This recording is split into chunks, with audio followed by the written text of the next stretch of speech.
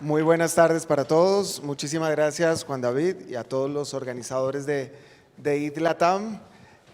Hoy tengo la fortuna y el honor de compartir con estos grandes referentes y vamos a ver un poco todo esto fantástico y genial que hemos visto durante las últimas conferencias. Bueno, esto cómo nos puede impactar a los que estamos allí sentados, ¿no? Los que estamos cogiendo un bus, los que somos ciudadanos, qué impacto puede tener en la gente de a pie y por qué es importante, y por eso el nombre del panel. Así que muchísimas gracias, Lucas Yolías. Ahorita los vamos a conocer rápidamente. Iraín también Reyes, diputada. Sergio, que Sergio lo presento, pero Sergio hoy está… En blockchain hay una cosa y en cripto, y es que hay la gente que está semi-privada o bastante privada. Sergio por primera vez está dando la cara acá. Eso es la importancia que ustedes tienen para él. Hoy por primera vez tiene cuentas de redes sociales, pero todas privadas. Y bueno, Diego Fernández, también de Argentina. Vamos a empezar rápidamente entrando en materia y vamos a conocerlos, por supuesto, también. Pero empecemos conociendo también su historia y quisiera preguntarles, bueno, rápidamente quiénes son, en qué trabajan, pero ¿por qué entraron a este mundo de Ethereum, de criptomonedas, de blockchain? ¿Cuál fue la motivación para ver si alguno se siente identificado? Y sobre todo, en esa motivación, ¿qué problemas identificaron de personas, de ciudadanos? ¿Te parece, Iraín, si comenzamos contigo?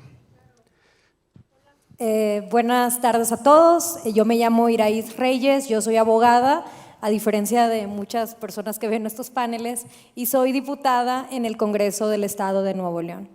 Cuando es la pandemia en mi estado, sucede la pandemia y todas las oficinas del gobierno cierran. Si querías hacer un trámite con tu gobierno, no podías hacerlo porque tenías que hacerlo presencial y estaba todo cerrado por medidas sanitarias. Luego, ahora que soy diputada en el Congreso, pues me hice la pregunta de cómo puedo mejorar la vida de las personas. Los servicios que ofrece el gobierno son arcaicos, la forma de acceder a ellos. Tienes que imprimir muchos documentos, tienes que llevar papeles y papeles, haces tantos usuarios en cuentas que ya se te olvidaron todas tus contraseñas y lo peor de todo es que ni sabes ni cuándo te van a responder ni cómo te van a responder, ¿no? Entonces, a raíz de esto es que me he interesado mucho por generar innovación pública en mi estado, en mi país y sobre todo en la ciudad de donde soy, que es la ciudad de Monterrey. ¿Cómo hacemos que el gobierno sea cercano a las personas? ¿Cómo convertimos a mi entidad en una entidad inteligente? ¿Y cómo utilizamos las nuevas tecnologías como el blockchain para dar soluciones a problemas que enfrentamos en nuestra comunidad? Es por eso que estoy aquí en este panel. Gracias. Fantástico, desde el sector público. ¿Y tú también trabajas desde el emprendimiento, Lucas, pero también hacia el sector público, ¿no? Entonces cuéntanos un poco sobre ti, tus motivaciones y esos problemas que viste. Así es. Yo formo parte de una startup que se llama OS City, que trabajamos específicamente con el sector público y un poco el desafío es, bueno, cómo traemos al sector público a la Web3, básicamente, ¿no? Y ahí vemos una oportunidad porque hoy hay más de 600 millones de personas que no están metidos en cripto, que no están metidos en DeFi y que sin embargo podrían ser usuarios de Web3, ¿no? Así que ahí vemos una oportunidad. ¿Cómo llego yo a esto? Por error, pero principalmente yo venía trabajando mucho el tema de modernización del Estado, del gobierno y demás. Y la pregunta siempre era, no sé, ¿cuántos de los que están acá les gusta interactuar con el Estado? Nadie. Uno, porque él trabaja en el Estado seguramente, ¿no? Cuestionarlo. ¿Y cuántos de acá confían en su gobierno en general? El gobierno en general, no en un partido en particular, el gobierno en general. Bueno, y esa pregunta, digamos, es la que movilizó siempre mi expertise, ¿no? Entonces, cuando me crucé con el mundo de blockchain y con el mundo de las tecnologías descentralizadas, ahí se prendió una lamparita, ¿no? Es decir, cómo podemos aprovechar esto para problemas del mundo real. No fue fácil porque al principio siempre el palo, como decimos en Argentina, era blockchain es una solución en busca de un problema, ¿no? O sea, todavía no está el problema real. Y creo que es después lo que vamos a comentar, ¿no? De que efectivamente sí hay problemas reales, sobre todo en lo que a mí me toca, de relación de los ciudadanos con sus gobiernos, con sus estados, que el mundo de la Web3, el mundo de la identidad en blockchain puede solucionar. Fantástico. Para seguir en el sector público, Diego, yo escuché tu podcast con Camila Russo, impresionante. Aquí, o sea, tienes mucho para compartir, pero están liderando temas muy interesantes desde la ciudad de Buenos Aires. Entonces, cuéntanos también. Bueno, mi nombre es Diego Fernández, que estoy con un problema en la voz. Perdón. Mi nombre es Diego Fernández, soy secretario de Innovación de la ciudad de Buenos Aires. Tomando tu pregunta inicial, yo al revés de Lucas, entré al mundo cripto más por el tema de las finanzas, porque me acerqué por la posibilidad de transmitir valor económico, financiero, y eso fue lo que me generó interés. Pero cuando empecé a investigar y aprender más de lo que es la tecnología y la posibilidad de transmitir valor, pero no solo económico, sino transmitir confianza, que en el fondo es la transmisión de confianza entre personas que no se conocen, es aquello que nos permite vivir en sociedad. Si no pudiésemos confiar o transmitirnos confianza con gente que no conocemos, sería imposible que podamos convivir en una sociedad que exceda a nuestra familia y a nuestros amigos. Y tomando también la idea de Lucas de preguntar, yo le digo ¿quién cree que con todos los que estamos acá conocemos mucho, poco o algo, aunque sea Web3, quién cree que los estados nacionales, subnacionales, tienen alguna forma de seguir funcionando como funcionan hoy en 10 años? ¿Alguien cree eso? No, ¿verdad? Bueno, yo tampoco lo creo, hay mucha gente que no lo cree, y transformar esa forma, generar mecanismos de transmisión de confianza a través del sistema de identidad digital autosoberana, es a mi criterio una de las oportunidades más grandes que tenemos como sociedad.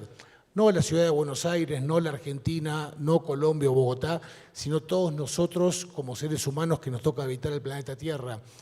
Porque hoy en el fondo vivimos en una sociedad muy digital, absolutamente aislada en silos. Y la enorme oportunidad que nos brinda esta nueva tecnología es romper esos hilos, y realmente lograr una interoperabilidad entre todos nosotros actuando en comunidad. Fantástico. Creo que vamos a entrar en detalle ahorita de cómo lo hacen. Por favor. Sergio, desde el sector privado y en otra área, que es la inclusión financiera, por favor, cuéntanos sobre ti, motivaciones y qué problemas encontraste. Bueno, buenísimo. Mi nombre es Sergio Bravo, yo soy uno de los cofundadores de Defiant. Defiant es una billetera self-custodial. No sé cuántos saben qué es una billetera self-custodial acá, pero básicamente... ¿Quién sabe que es una billetera autocustodia? Alce la mano, por favor. Impresionante. Muy bien, ¿eh? Buenísimo, Muy me bien. encanta, ¿eh? Buenísimo. Bueno, la verdad que yo también entré a cripto por el lado financiero al principio, siempre me interesó esa parte, independientemente de que tenga un background tecnológico, así que es como que tenía un entendimiento un poco más amplio, ¿no?, de lo que es el ecosistema. Y la verdad es que no tengo que contarles a muchos, pero en Argentina tenemos un contexto socioeconómico bastante complicado y la verdad que cuando me hizo el clic de cripto de la utilidad fue cuando encontré el caso de uso de las stablecoins. Y la verdad que ahí fue el momento en que dijimos, en conjunto con Bruno y con Iván que está ahí, deberíamos construir algo para la gente, apalancándonos en todo lo que es la tecnología Web3, blockchain, DeFi y demás, y hacerlo fácil. Creo que el problema más grande que tenía cripto hasta ese momento es que estaba muy enfocado en gente técnica. Eran todas soluciones técnicas, gente que necesitaba conocimiento técnico, y la verdad que nuestro objetivo principal y la visión justamente es la inclusión financiera y hacer las cosas fáciles. No había muchas billeteras cripto a nivel mundial, ni siquiera acá en la TAM, con ese enfoque en ese momento, así que decidimos encarar ese gran problema y bueno, acá estamos después de 2 años. La verdad muy contento de colaborar. No, al final decimos dónde pueden encontrar sus aplicaciones, pero precisamente yo creo que una muy buena manera de comunicar cómo podemos ver esos impactos es con los ejemplos, ¿no? Entonces, ¿nos podrían compartir en qué han venido trabajando, qué han trabajado o qué están trabajando ahora alrededor de uso de estas tecnologías para solucionar precisamente esos problemas que los motivaron a entrar en este mundo de Web3? Comenzamos esta vez contigo, Diego, no te hagas el loguito por acá, por favor. No mires por ahí.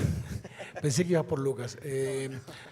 Cuando empezamos a encarar el tema de identidad digital, lo primero que hicimos fue, la Argentina y Buenos Aires en particular tienen una comunidad cripto blockchain muy fuerte. Chule, Lucas, y hay un montón de proyectos que, bueno, deben conocer, que son POAP, etcétera, que son muy, muy importantes a nivel mundial. Lo que hicimos fue empezar a preguntar y a discutir, che, ¿cómo les parece que hay que encarar esto? ¿Cuál les parece que es el camino? Y una conclusión, un conjunto de conclusiones que llegamos muy rápidamente fue la primera: para que esto funcione, tiene que estar volcado en redes que sean abiertas, no permisionadas. Ethereum es un ejemplo de eso. Antes que nosotros hablaba la gente de Starknet. Redes abiertas, no permisionadas. ¿Por qué? Porque es la forma de construir ecosistemas de valor. No podemos tener usuarios del gobierno, el gobierno tiene que ser un usuario. La segunda característica es, tiene que ser software open source, tiene que ser de código abierto, no puede ser una plataforma propietaria ni del gobierno ni de un privado. La tercera característica, tiene que ser multi-chain. Esto que es, tiene que poder anclarse en muchas blockchain diferentes. ¿Por qué? Porque cada ecosistema, cada ciudad, cada provincia, cada país, cada gran empresa, cualquiera que decida usar esta tecnología debe poder elegir en qué blockchain prefiere hacerlo. Y lo que hicimos fue tomar un camino que implementaba estas características, que fue esencialmente tomar el protocolo Saitri Modena, que es una de las 3 implementaciones de identidad digital autosoberana que hay en el mundo, que sigue los estándares del W3C en identidad digital y del Internet Engineering Task Force y de la Decentralized Identity Foundation. Tomamos ese protocolo y le generamos, si se quiere, un wrapping que se llama Quark ID, que lo que hace es permite que sea utilizado en implementaciones que tengan decenas de millones de usuarios. ¿Por qué? Porque necesitamos políticas anti-spam y necesitamos determinadas características para soportar que, por ejemplo, la ciudad de Buenos Aires de repente necesita en 48 horas emitir 3 millones de credenciales. Necesitamos un protocolo que soporte eso. Y empezamos a trabajar con un ecosistema que se formó, como mencionaba antes, muy, muy interesante. Y hoy tenemos el protocolo Quark ID que está prácticamente listo, está en MVP ahora. Y en diciembre comenzamos el rollout en la ciudad de Buenos Aires. En enero ya empezamos la implementación masiva. Y lo dejo a Lucas que comente un poco cómo se fue desarrollando el ecosistema, porque se sumaron otras jurisdicciones, otras empresas, otros socios privados que tomaron esa idea y la están implementando en otro lugar del mundo. Y lo interesante es, sin pedirle permiso a nadie, sin firmar ningún contrato, sin necesitar autorización, porque es un protocolo de código abierto que no es de nadie. Pues sigamos con Lucas para que nos cuente más. ¿Qué es lo que, digamos, el problema? Hay varios problemas que intentamos resolver a través de estos protocolos. Básicamente estamos aprovechando la infraestructura que ustedes están creando. Hoy se hablaba de Rollups, Layer 2, Zero Knowledge Proof, un montón de palabras técnicas y raras y demás, que están muy pensadas para el mundo de cripto. Bueno, las estamos sacando del mundo cripto, las estamos aprovechando para resolver otros problemas, ¿no? Un problema, entre muchos otros, es cuántos usuarios y contraseñas tienen ustedes, cuántos perfiles digitales tienen. Y el tema de la identidad digital, cuando uno interactúa con el Estado, es que la identidad digital en definitiva es la acumulación de credenciales. Es decir, ¿qué es lo que define que yo soy el papá de mis hijos? ¿Que hay un vínculo afectivo? No, básicamente que hay un certificado de nacimiento. ¿Qué es lo que dice que yo estudié ciencia política? ¿Que pueda saber mucho o poco acerca de un tema en particular? No, que tengo un título universitario. Es decir, toda mi identidad para el Estado, en definitiva, y para muchas otras organizaciones, se resume en acumulación de credenciales. Yo, particularmente, tengo más de 190 perfiles digitales activos en Internet. Solo con el sector público en Argentina yo tengo más de 20, porque tengo un perfil digital para mi municipio, otro para el Estado, varios para la Nación. Como soy el titular de mi empresa, como titular de mi empresa y tengo que tributar en varias provincias, tengo un perfil digital para cada una de ellas, es decir, más de 20. ¿Eso qué quiere decir? Que hay más de 20 lugares donde están mis credenciales como identidad, solo para el sector público. Entonces, cada vez que yo tengo que ir a hacer un trámite, me tengo que dar vuelta y ponerme a buscar dónde están más de esas cientos de credenciales distribuidas en 20 perfiles digitales distintos, solo con el sector público, vuelvo a repetir, si sumo la universidad y otro tipo de organizaciones. ¿Qué es lo que nos permite todo esto que están construyendo ustedes? Básicamente, devolverle la identidad al ciudadano. Que el ciudadano tenga una única identidad descentralizada y que pueda ir declarándosela a cada uno de los organismos con los cuales interactúa. Entonces no me tengo que crear un perfil digital nuevo, sino que se lo declaro a cada uno de esos organismos con los cuales interactúo. Y lo interesante de esto es que cuando uno venía con lo conceptual, se cruza con Ciudad de Buenos Aires, se cruza con el Estado de Nuevo León, que ya algunos estados están empezando a reconocerlo, hasta legalmente. Están empezando a decir, yo voy a empezar a reconocer legalmente la identidad de ese ciudadano. Entonces, esto que parecía muy utópico, ya empezamos que hay gobiernos, que hay decisores que dicen, por acá es el camino, ¿no? Buenísimo. Yo voy a poner un picante adicional. ¿Hay alguien aquí de la registraduría? Alce la mano. Se lo hacemos llegar. Vea, es tan delicado este tema de la identidad digital que aquí dentro de poco nos van a obligar a utilizar una cédula digital, del cual el diseño que hay detrás no se conoce nada, no es abierto ni absolutamente nada. No me voy a extender porque no es el motivo de este panel. Les invito a leer a Carolina Botero de Fundación Carisma en El Espectador para ver las preocupaciones de ese sistema de identidad digital que nos están imponiendo y los riesgos que tiene y la falta de transparencia que tiene, y eso tenemos que discutirlo. Pero bueno, seguimos en ese sentido porque me comentaba también Iraíz que están con unas reglamentaciones muy interesantes hacia allá, ¿no? Muchas gracias. Regresando a este tema que decía de cómo hacemos que el gobierno sea más cercano a las personas y cómo si en mi país el 93% tiene un dispositivo electrónico y más del 75% usa internet, porque el gobierno sigue operando en edificios, en papel y en muros. No debería ser de esta manera, ¿no? Viendo lo que se ha hecho en el mundo y gran parte del trabajo que está haciendo y construyendo ahora la ciudad de Monterrey, es que pensamos, bueno, ¿de qué sirve que un municipio haga esto si el resto del estado no lo está haciendo? ¿De qué te sirve esto? ¿De qué te sirve si el resto del país no se está moviendo de esa manera? Yo siempre he pensado que la ley debe marcar el futuro y debe plantear las bases de cómo se debe gobernar y cómo deben ser las políticas públicas. Entonces vamos a darle la vuelta. Si no está sucediendo ese cambio, pues obliguemos a que ese cambio suceda vía legislativa. Entonces, parte de las cosas que se están planteando en esta ley es el reconocimiento de una identidad digital que sea descentralizada, que sea autogestionable y que el ciudadano sea dueño de toda su información y no el gobierno. Que esa identidad te permita ser la llave de acceso que tengas con cualquier autoridad estatal o municipal para poder acceder a los servicios que está ofreciendo o bien realizar trámites. Ahora bien, también estamos proponiendo en esta reforma que se está impulsando en Nuevo León y que la comisión que yo presido es dentro de este trabajo legislativo, ya estamos hablando de derechos digitales, como el derecho a contar con una identidad digital, hablando de política de gobernanza tecnológica y de datos, hablando de ventanillas únicas, hablando de protección y seguridad de datos personales y políticas de gobernanza de datos.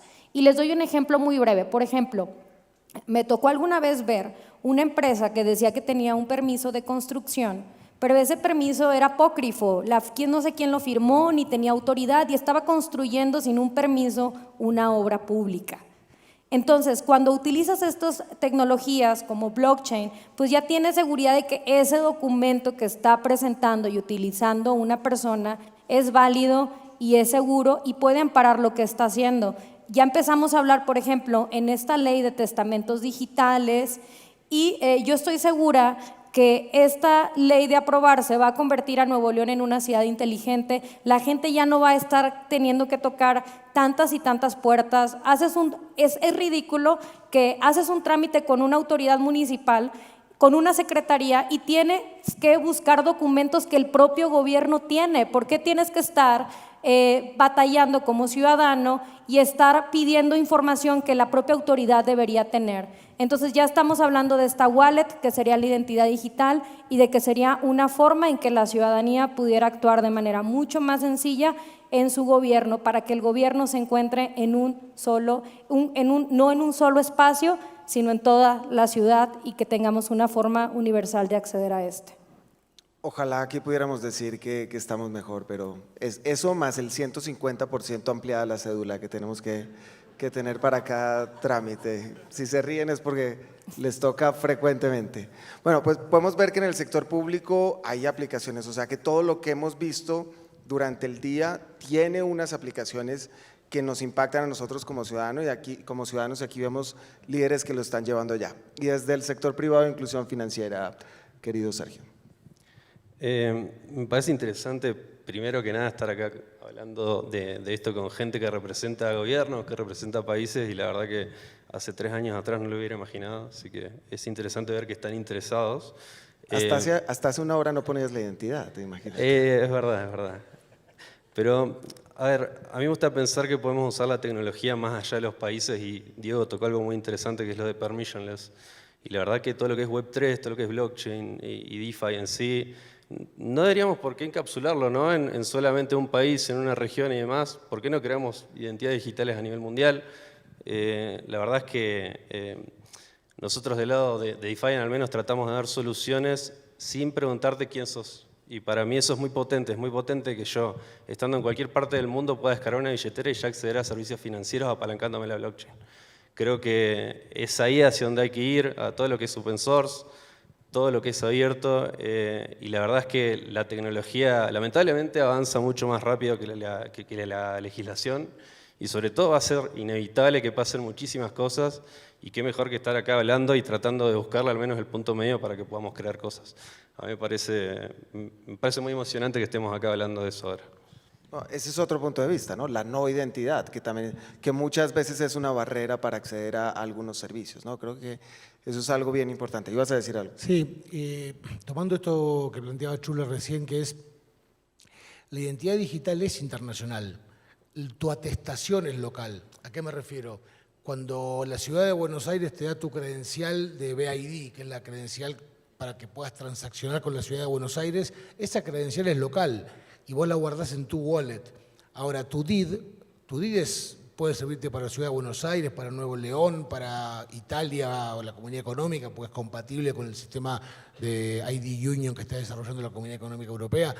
O sea, la identidad en sí, ese DID, ese código que te identifica, es absolutamente agnóstico a la jurisdicción o a la credencial que recibas. Después cada ecosistema, en este caso la Ciudad de Buenos Aires, lo va a usar para aquello que necesite, para darte la partida de nacimiento o tu certificado de matrimonio, pero lo puede usar también cualquier otra jurisdicción o cualquier otra empresa privada para lo que quieran. Muy bien, muy interesante. O, por ejemplo, para trasladar tu historial crediticio a otro país y demás. Lucas. La primera vez que vine a Colombia después de la pandemia, ingresé con un papel que te decía que tenía una vacuna, ¿no? Y ese papel estaba firmado por una autoridad, ni siquiera por una autoridad, por la enfermera que me puso la vacuna en Argentina. Entonces acá uno ingresa, en Argentina pasa lo mismo, en todos lados pasaba lo mismo, no estoy hablando de acá de Colombia. Y mira el papel y dice, perfecto, puede pasar, ¿no? Es muy interesante pensarlo cómo en la pandemia mostró las deficiencias de tener identidades o credenciales atadas a un territorio. Fue todo un acting. O sea, actuamos de que estábamos controlando, de que Lucas estaba vacunado, cuando no había forma de saber fehacientemente si ese papel era verdadero, falso, etc. Entonces, una de las cosas que nos trajo la pandemia de problemas reales es necesitamos urgente que la identidad salga de los límites territoriales, ¿no? Necesitamos urgente. Mismo los estados necesitan que la identidad quede desanclada de los límites territoriales, ¿no? Perdón, fíjate lo que acabas de decir, en probablemente el momento más crítico que vivió la raza humana en los últimos 100 años, las burocracias internacionales no lograron, la ciencia logró desarrollar, creo que fueron 20 vacunas distintas en 4 plataformas tecnológicas en 1 año y medio. Las burocracias internacionales no se pudieron poner de acuerdo en un diagrama entidad-relación con 7 tablas, ¿sí? No lo logramos. Y te digo, hay que entender que los acuerdos se van a generar a través de estándares tecnológicos de intercambio de información y no a través de gobiernos firmando acuerdos. Y eso es un camino que hay que transitar con mucha convicción. Interesante escuchar gobiernos hablando así, Diego, de verdad. Bueno, vamos ahora a buscar como unos spoilers o unos anuncios. En estas conferencias se hacen spoilers o anuncios. No, mentiras, no es tan así, pero sí sería muy interesante que compartiéramos ustedes qué están trabajando hacia el futuro o qué podemos esperar nosotros los ciudadanos de lo que puede ser la evolución de lo que hemos visto en esta conversación hacia adelante. Si te parece, esta vez comenzamos contigo, Sergio. Dale, buenísimo. A ver, vuelvo a este mismo punto, ¿no? De tratar de replicar todos los servicios financieros y no financieros también, ¿por qué no?, a través de la tecnología, y la verdad es que esa es nuestra visión, siempre fue nuestra visión, hacer todo más amigable, más friendly para el usuario final o para que la gente, en definitiva, a ver, Yo creo que la gente tiene que usar cripto sin saber que está usando cripto. Es lo mismo que pasó con Internet en los años 90. La verdad que muchos de ustedes posiblemente estén usando ahora el mail y ni siquiera sepan que hay un protocolo atrás que se está utilizando. Eso lo tenemos que construir nosotros de nuestro lado y estamos tratando de hacerlo. Me encantaría, la verdad, decirles que de acá a un año vamos a poder tener una aplicación a nivel mundial en donde ustedes ni siquiera se enteren que están utilizando blockchain atrás y puedan replicar lo mismo que hacen en su banco convencional, en su fintech convencional, sin tener ningún tipo de restricción a nivel regulatorio ni nada.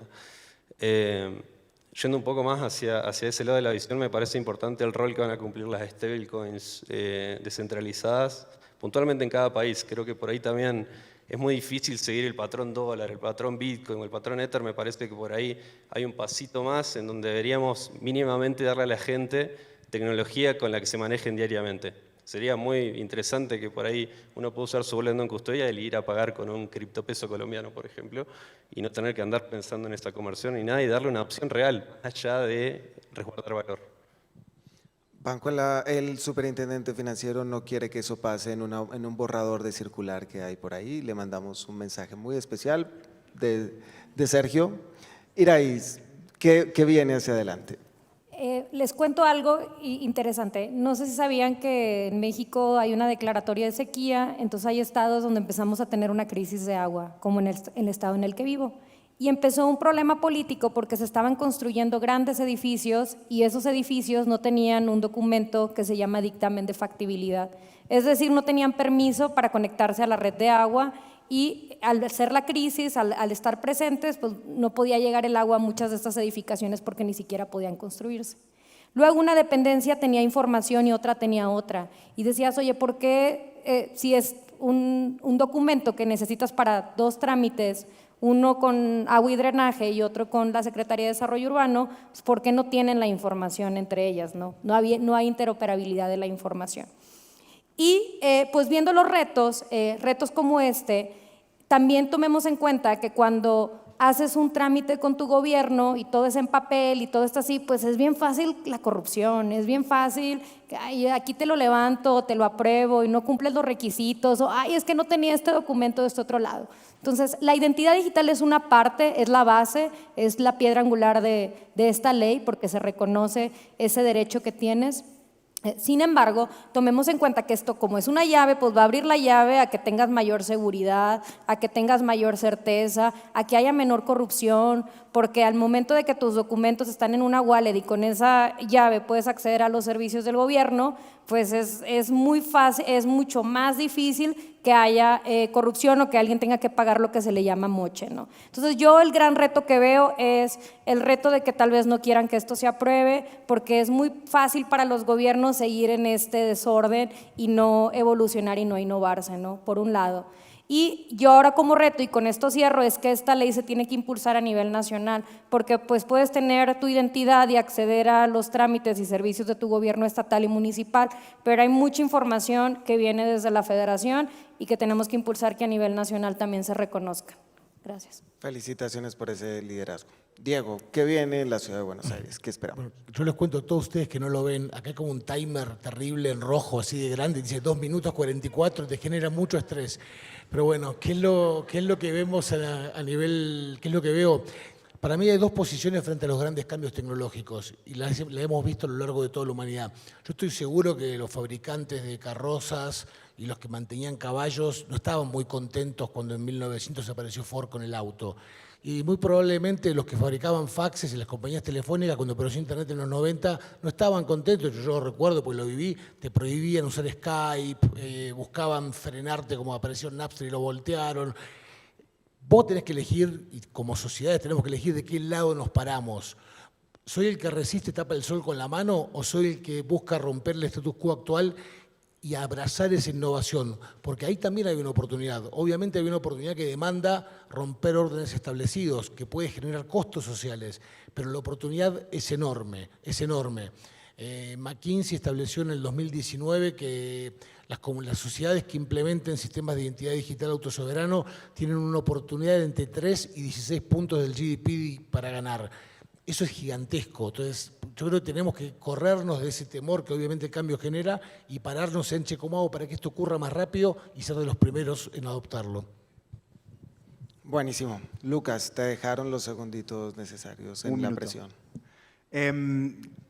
Soñando un poco, creo que el futuro cercano es cómo empoderamos a la ciudadanía de herramientas tecnológicas para preservar su privacidad. O sea, hoy solamente tenemos herramientas legales, ¿no? Hoy tenemos leyes que protegen nuestra privacidad, pero no encontramos muchas herramientas tecnológicas, ¿no? Un ejemplo muy claro. Yo cada vez que me tengo que inscribir como proveedor de un municipio, me piden la constitutiva de mi empresa, son 20 hojas de información privada, ¿ok?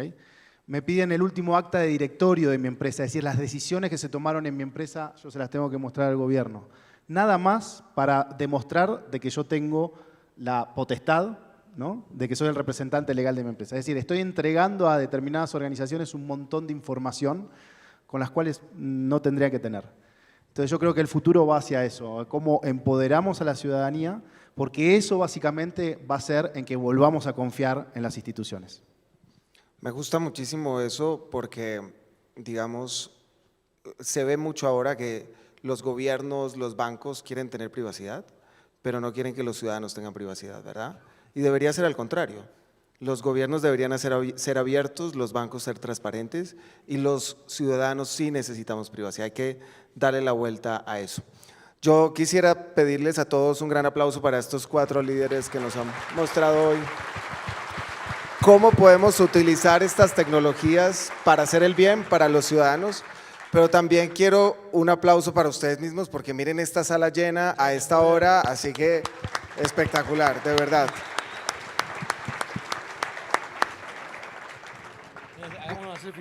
Vamos a hacer una selfie aquí, que lo va a hacer Diego, por favor. Sonrían, alcen la mano, griten. Muy bien, gracias. Muchísimas gracias a todos. Muchas gracias a los organizadores y por hacer esto posible en nuestro país. Un gran orgullo.